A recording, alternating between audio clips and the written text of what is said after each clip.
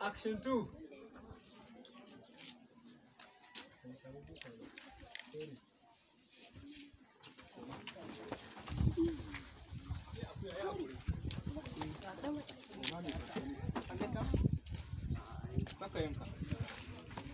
Action 2.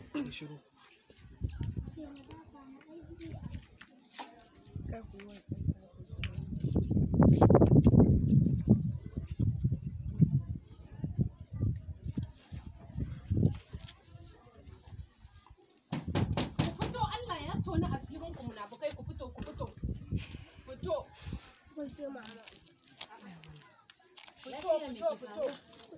ki ba ka ƙaunar zaman lafiya ke? Dakata malama ba da ke na zo in yi ba ina yake fito ina yake menene baki muka yi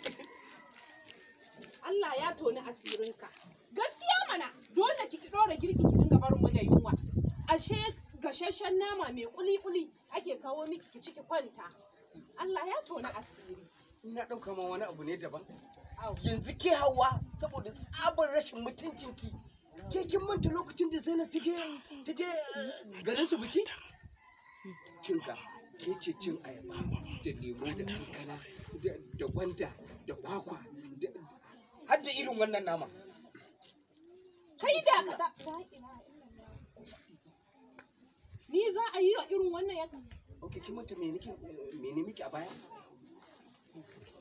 dan kawai yau daya a kuskure kin ga wannan shi ne zaki damu kanki nama fa mai kuli fa ina daki ka shige ka kai mata nama ne shikenan na bar ni gaba ɗaya ma na bar gidan ku kashe kanku ku yi duk abin da za ku yi ni ina can ana nan ana shan lemu da ayaba ni na ɗauka fa ya'ya ne suke sha a shi kina ɗaukuna sha Allah ya tona asirin kira Allah malama wannan ni za a yi wa munafunci amma ba da ke zan ba zai dawo ya same ni a cikin gidan